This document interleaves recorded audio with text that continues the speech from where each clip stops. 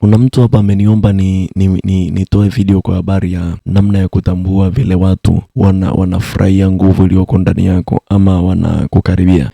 Naomba nitoe video hii kwa fakti hizi 7 tu zinatosha. Unajua namba 7 ni namba muhimu sana kwenye ulimwengu wa roho. Ukiona watu wanatamani kukuchekesha ama kucheka na wewe, jua kabisa watu hawa ama mtu huyo anavutiwa na wewe zaidi.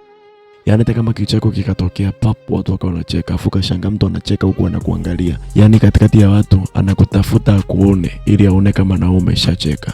Jua kabisa mtu huyo anapendezwa na wewe sana. Usiwahi kuchukulia poa. Jua kabisa mtu huyo anapendezwa na wewe. Na huenda isiweze maybe ni za kweli. Maybe. Kitu cha pili. Ukiona mtu hata kama ni mbaya lakini anao uwezo wa kukumbuka maelezo madogo madogo kutoka kwako, ni details ndogo ndogo, jua kabisa mtu huyu ana nafasi fulani, yani ana party fulani kwenye maisha yako. Hata kama ni mbaya, unajua kila mtu ana nafasi hata kama ni mbaya ana nafasi yake kwenye maisha yako na analetwa kwa kusudi. Ngoja nirudie tena, kila mtu ana nafasi kwenye maisha yako hata kama ni mbaya na amekuja hapo kwa kusudi. I hope you understand me.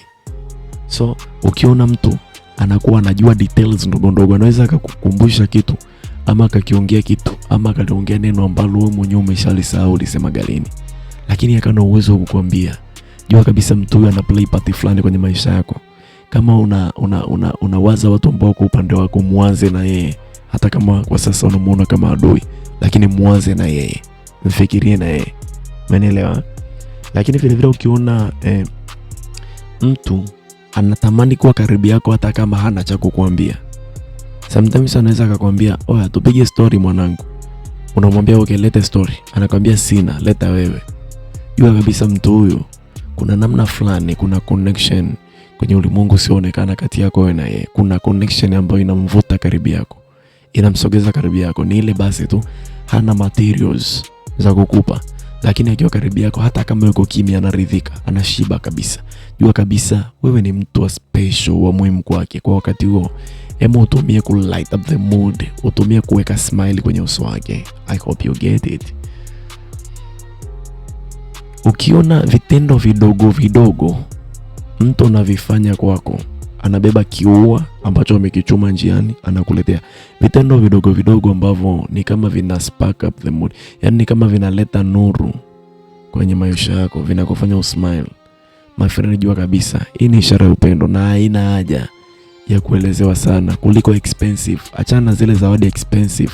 Mtu anaweza kokota jiwe alafu akakupatia jiwe tu, akwambia kajiwe kazuri nimekupa. Ukiona vitu kama hivyo, jua kabisa mtu huyu amevutwa karibu yako. Lakini naomba niweke tahadhari, mtu kuvutwa karibu yako haimaanishi uaccept. Kuvutwa ni kitu kingine, kuaccept ni kitu kingine. Kuvutwa ni kitu kingine, kukubali mahusiano ni kitu kingine. Use your head wisely. Tumia akili yako vizuri sana. Ukiona mtu anafananisha unachokifanya, jua mtu huyo tayari amekwisha kuingia kwenye mfumo wako. Yaani ukitaka kujua kama mtu amejaa kwenye mfumo wako, angalia kama anafananisha unachokifanya. Kwa mfano, ukianza kuhadisia habari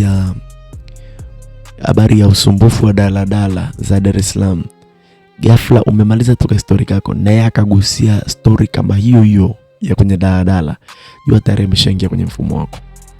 Ukiona unaongea habari za kusuka naye akagusia habari hizo hizo za kusuka, jua ashaingia kwenye mfumo wako. Ukiona umekaa ukajikuna kichwa na yeye yuko kwa mbali kule, hata kama hajakaa nawe na yeye akajikuna kichwa, jua kabisa yuko kwenye mfumo wako. Hata kama yuko mbali, jua anakufuatilia kila details ndogo ndogo. Na ukitaka kujua kama anakuangalia, mpige miao, utashangaa kule naye atapiga. Yaani atakuwa kama kioo ambacho kinaakisi kila unachokifanya. Ukiona hivyo, jua huyo mtu tayari amekwisha kuingia kwenye mfumo wako, yupo kwenye line, yupo kwenye mfumo wako. Kwa hiyo unachotakiwa kufanya ni kufananisha nguvu iliyoko ndani yako na iliyoko ndani yake. Kama ina match, ruka. Kama hai match, piga chini. Ama endelea kumtunza tu kama kaka kama dada kwenye maisha yako. Lakini kitu hichi nataka niweke kama msisitizo ambacho kiwe cha 6. Ukiona unajisikia amani ndogo kwa muda mdogo kuliko uhusiano wa muda mrefu ambao uhusiano huo muda mrefu hauweki utulivu ndani yako, basi jua hapa unapojisikia utulivu ni mahali sahihi. Jua hapa unapojisikia utulivu ni mahali sahihi. Kuna mahusiano mengine unaweza ukawa yani hakuna fujo, unapendwa, unajaliwa, lakini kuna ile calmness. Yani kuna ule utulivu fulani hauhisi, haufeel kutoka ndani yako. Yani haufeel kabisa, hata ulazimishi. Haufeel utulivu, unajisikia tu kama roho yako ina mashaka, ina matata, yani inakimbia kimbia, inaruka ruka.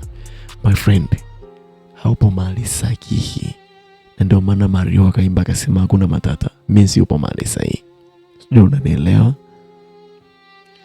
Lakini kitu cha mwisho, ukiona mtu anakutafuta bila sababu ya msingi, anaweza kukutumia message ya asubuhi good morning, ukamwambia morning, sawa, uwe na siku njema, una siku njema, mchana tena good afternoon. Hana cha kusema lakini anakutafuta. Jua wewe ni special kwenye maisha yake. So special. Endelea kuangalia aliyo. Tena ukiwa na akili. Sasa ili kusaidia maana hata wale ambao wanakuja kama waharibifu watu maana wanatumia njia hiyo ku text every day. Sasa ili uweze kujua ama kutofautisha, endelea kufuatilia ukurasa huu. Endelea kuwa karibu na ukurasa. Mimi naitwa Wonderful DJ. Maarifa ninayokupa na uhakika nao kwamba hayatakuangusha. Na uzuri mmoja, unaweza ukaya practice kwenye maisha yako. Ukameditate alafu ukaona matokeo. Na haulipi. Unachokifanya ni kuweka bando lako tu.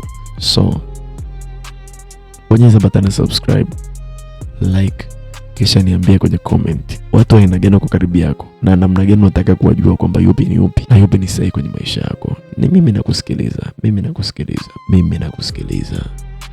Kumbuka tuko 1% tu. Wonderful ni mmoja tu.